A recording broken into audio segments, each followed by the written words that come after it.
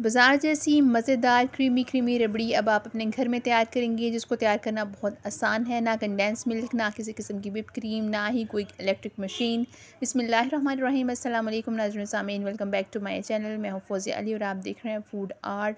इस मज़ेदार रबड़ी को आप अपने घर में तैयार करेंगे बहुत आसानी से, और किस तरह से करेंगे इसको जानने के लिए मेरी वीडियो एंड तक ज़रूर देखें, ताकि हर चीज़ आपको सही समझ में आ जाए और कुछ भी मिसिंग ना हो। तो चलिए फिर इस रेसिपी को स्टार्ट करते हैं।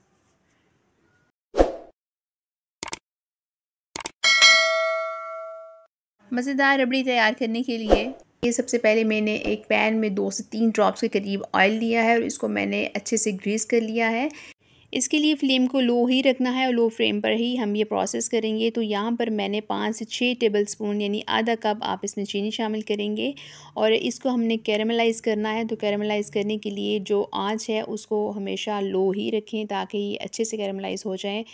ऑयल डालने का मकसद ये होता है कि बहुत सारे लोगों की जो कैरेमलाइजेशन होती है चीनी की, वो अच्छे से नहीं हो पाती और चीनी जल जाती है। तो जब आप पहले से पैन को ग्रीस कर लेते हैं तो ये प्रोसेस आपके लिए आसान हो जाता है। अब इसको हमने इस तरह से चम्मच की मदद से जो इसमें गुठलियाँ रह गई हैं उसको इस तरह से मैश कर लेंगे। जब तक ये मेल्ट होती है तब तक हम फटाफट से इसका प्लेटर रेडी कर लेते हैं। तो यहाँ पर मैंने बटर पेपर लिया है। अगर बटर पेपर नहीं है तो आप कोई भी स्टील की थाली ले लें, उसके ऊपर आप इस तरह से ऑयल लगा दें। 2 से 3 ड्रॉप्स डालने के बाद इसको अच्छे से मैंने ग्रीस कर लिया है। अब ये हमारा बैटर रेडी है। अब कैरेमलाइजेशन जो भी हम इसमें शामिल करेंगे वो अच्छे से इस पर सेट हो जाएगी। बटर पेपर के अलावा आप स्टील की थाली को भी ऐसे ही ग्रीस करके रख सकते हैं। चीनी जब मेल्ट होना शुरू हो जाए तो इसमें 1 चाय की चम्मच हम ऑयल के शामिल करेंगे, ताकि इसका जो ये इसकी कंसिस्टेंसी है बड़ी स्मूथ सी हो जाए। अब इसको मैंने बटर पेपर वाली प्लेट के ऊपर इस तरह से फैला दिया है। इसको अब मैं ठंडा होने के लिए रख दूँगी। 5 से 6 मिनट लगेंगे और ये अच्छे से ठंडी हो जाएगी। ये देखें इस तरह से। अब इसको मैं उतार दूँगी इसके ऊपर से। ये इस तरह से ही उतरेगी। कोई आपको घबराने की ज़रूरत नहीं है कि ये टूटी क्यों है, ये हमें इस तरह से ही चाहिए। अब मैंने यहाँ पर एक ग्राइंडर जार लेंगे जिसके अंदर हम इन तमाम पीसेस को शामिल कर देंगे। और जब आप ग्राइंडर को चलाएंगे तो आपने ये चीज़ ज़रूर देखनी है कि आपने इसको ठहर ठहर के चलाना है। एक ही दफ़ा इसका पाउडर नहीं तैयार करना है। थोड़ा थोड़ा जो मशीन है उसको रोक के आप चलाएंगे तो बड़ा अच्छा सा स्मूथ सा एक पाउडर रेडी हो जाएगा। तकरीबन आप 5 से 6 मिनट में ये प्रोसेस करेंगे, बड़ी आसानी से ये तमाम चीज़ें मिक्स हो जाएंगी। ये देखें कितने अच्छे से इसका पाउडर रेडी हो गया है। अगर इसके अंदर थोड़े बहुत क्रिस्टल रह भी जाते हैं तो आपने इस पर बिल्कुल परेशान नहीं होना है। ये एज़ इट इज़ ही आप इसको एक बाउल में आप शिफ्ट कर देंगे। तमाम पाउडर को निकाल कर मैंने इस एक बाउल में शामिल कर दिया। तकरीबन 1 कप के करीब ये हमारा जो पाउडर है वो तैयार हो चुका है। प्रीमिक्स आइसक्रीम पाउडर का जो पहला स्टेप है वो हमारा कंप्लीट हो चुका है। ये एक पाउडर हमने तैयार कर लिया है। अब दूसरे के लिए हमने इस तरह से 4 ब्रेड के स्लाइसेस लेने हैं।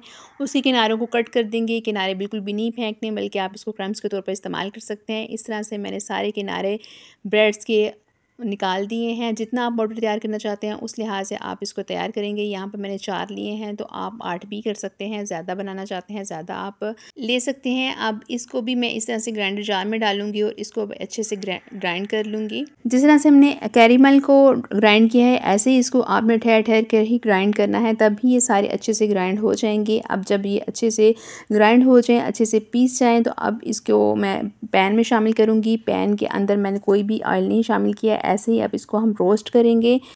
इसका फ्लेम हमने लो ही रखना है। लो आंच पर इसको हम पकाएंगे। तकरीबन 5 से 6 मिनट इसको हम अच्छे से भून लेंगे। ये देखिए अच्छे से ये ब्राउन हो गया है, इसका कलर चेंज हो गया है। आपको इसमें दाने नज़र आ रहे हैं। तो जब ये ड्राई हो जाएगा तो आप इसको दोबारा से ग्राइंड कर लेंगे। ये अच्छा सा एक पाउडर तैयार हो जाएगा।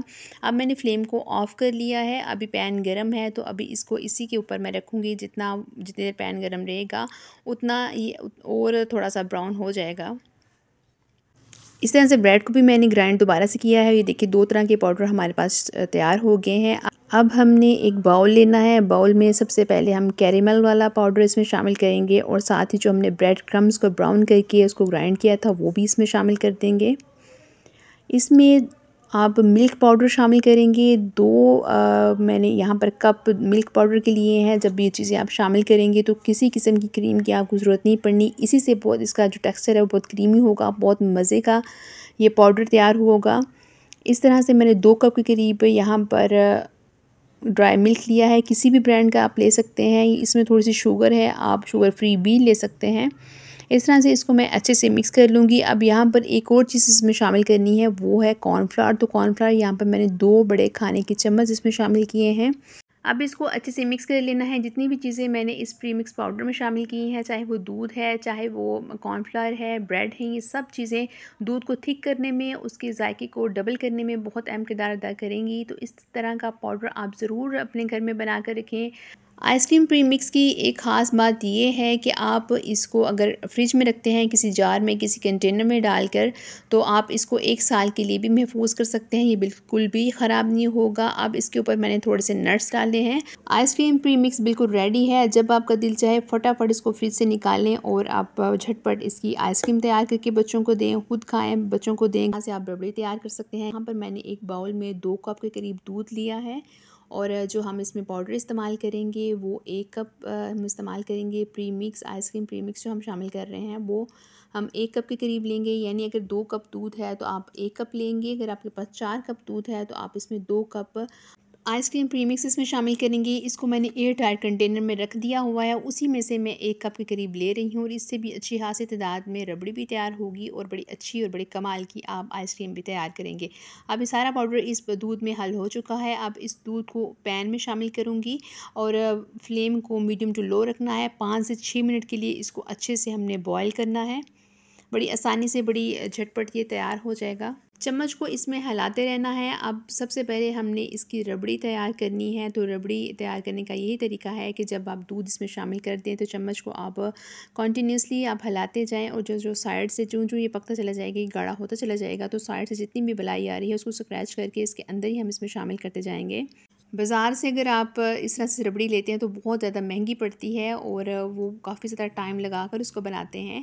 लेकिन आप घर में इसको तैयार करेंगे, बड़ी अच्छी, बड़ी मज़ेदार और बड़ी आसानी से झटपट ये तैयार हो जाएगी। जब ये थोड़ी सी गाढ़ी होना शुरू हो जाए तो इसको मैंने बाज़ार का लुक देने के लिए थोड़ा सा फूड कलर इसमें शामिल कर दिया है। येलो फूड कलर है, आप चाहें तो इसको स्किप भी कर सकते हैं, लेकिन मैंने इसको इसलिए शामिल किया है कि इसका कलर और इसकी लुक बड़ी अच्छी आ जाती है। बहुत क्रीमी ये टेक्सचर तैयार होगा इंशाल्लाह। आप ये देखिए, मुझे तकरीबन 5 से 6 मिनट लगे हैं और बड़ी अच्छी और बड़ी कमाल की रबड़ी हमारी तैयार है। चम्मच को ये अच्छे से कोट कर रही है, तो बस ऐसी ही कंसिस्टेंसी हमें चाहिए। अब फ्लेम को हमने ऑफ़ कर देना है क्योंकि अब जब ये ठंडी होगी तो तब भी ये थोड़ी सी मज़ीद गाढ़ी हो जाएगी। तो इसके फ्लेम को ऑफ़ करने के बाद 5 से 6 मिनट या 10 मिनट आप इसको रूम टेम्परेचर पर रखेंगे और ये अच्छे से गाढ़ी हो जाएगी। 10 मिनट के लिए मैंने इसको ऐसे ही छोड़ दिया था रूम टेम्परेचर में। तो ये देखिए बड़े अच्छे से सेट हो चुकी है, बड़े अच्छे से गाढ़ी हो चुकी है। आप इसको ऐसे भी खाएंगे तो ये बहुत मज़े की लगती है। बहुत कमाल की रबड़ी तैयार हो चुकी है। अभी तो ये रूम टेम्परेचर पर है तो इतनी गाढ़ी है। अगर आप इसको फ्रिज में सेट होने के लिए रख देंगे तो ये मज़ीद गाढ़ी हो जाएगी। इसके ऊपर मैंने थोड़े से नट्स डाले हैं, बड़ी अच्छी लुक इसकी आई है। आप इसको ज़रूर ट्राई कीजिएगा और मुझे इसका फ़ीडबैक भी ज़रूर दीजिएगा। उम्मीद है आपको आज की मेरी ये रेसिपी पसंद आई होगी। अगर आई है तो इसको लाइक ज़रूर कीजिएगा और मेरे चैनल को भी सब्सक्राइब कीजिएगा ताकि हर आने वाली नई वीडियो सबसे पहले आप पर तक पहुँचे।